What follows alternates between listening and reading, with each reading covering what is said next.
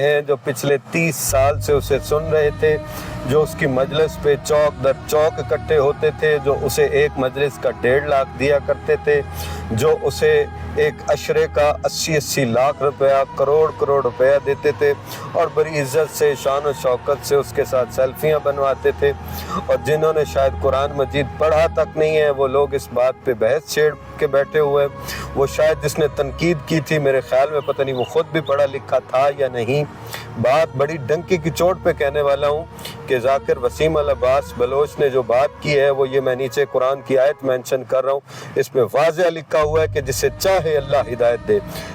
آل محمد کو یہ اتھرائز کرے تو آل محمد ہدایت دے سکتے ہیں، وہ اللہ کے بہترین نمائندے، اس پہ بحث کرنے والی بات نہیں ہے۔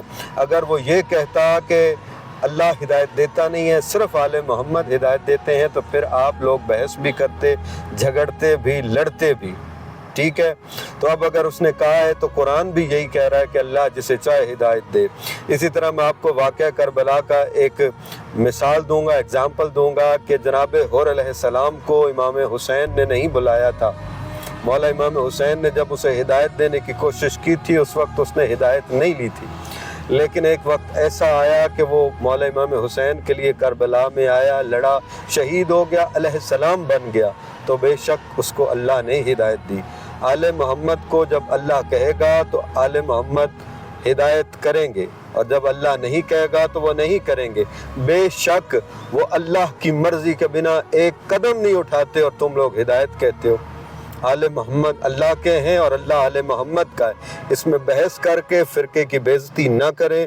خدارہ وہ لوگ بحث کر رہے ہیں جنہیں قرآن نہیں آتا، جنہیں تعلیم نہیں ہے، جنہیں تصنیح نہیں ہے، جسے پڑھنے کا شوق نہیں ہے، بالکل جاہل طبقہ۔ تم لوگ گانوں کی طرز پہ، قصیدوں پہ واہ واہ کرنے والے، تم لوگ بنا سوچے سمجھے ذاکر کے آگے بیٹھ کر واہ واہ او ہا کرنے والے لوگ ہو۔ تمہیں کیا پتہ علم کسے کہتے ہیں، نالج کسے کہتے ہیں۔ اور خدارہ میں وہ بہت بڑے عالم دین ہیں حیدری صاحب، ان کی جدی پشتی عالم ہیں، اور انہوں نے جو نازیبہ گفتگو کی ذاکر وسیم صاحب کے بارے میں، انہوں نے جو اس کو ماں بہن کی گالیاں دی، کیا کسی عالم کو یہ زیب دیتا ہے؟ رسول اللہ نے، آل محمد نے کبھی کسی کو اس طرح گالیاں دی؟ 30 سال سے تم لوگ اسے سن رہے ہو، تو اس وقت تم کہاں مرے ہوئے تھے جب وہ پڑھ رہا تھا، اور آج 30 سال کے بعد تم اس طرح ٹرول کرنا شروع ہو گئے؟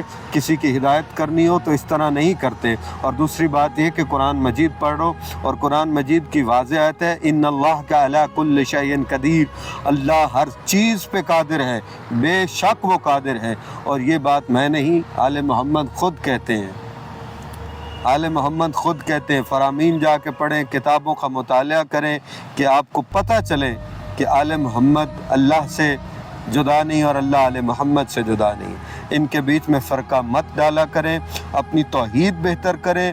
اللہ کے مقابلے میں جب کوئی چیز بات آئے تو اسے اگنور کیا کریں، اور خالق کو فرسٹ پہ رکھا کریں۔ اللہ بے نیاز ہے اور آل محمد اس کے بہترین نمائندگان ہیں، اس میں کوئی لڑنے جھگڑنے والی بات نہیں ہے۔ فرقے کو بدنام نہ کریں، بدنامی کا سبب نہ بنے۔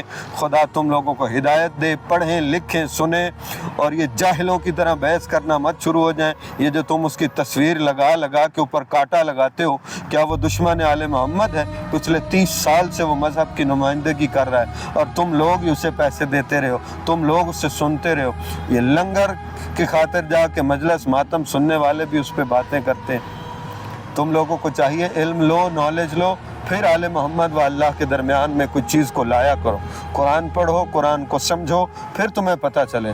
تم لوگ وہی ہو جو بھنگ پی کے علی علی کرتے ہو، جو چرسیں پی کے علی علی کرتے ہو، اور آل محمد کے بارے میں تم پتہ نہیں کیا، خود سمجھ نہیں آتی کہ تم لوگوں نے فرقے کو کتنا بدنام کیا۔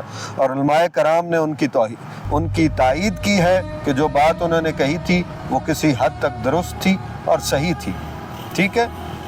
اور بات جب آل محمد اور اللہ کی ہو، میں پھر کہہ رہا ہوں، اس میں فرقہ نہیں پھیلاتے، اللہ جانے اور آل محمد جانے، ٹھیک ہے؟ اور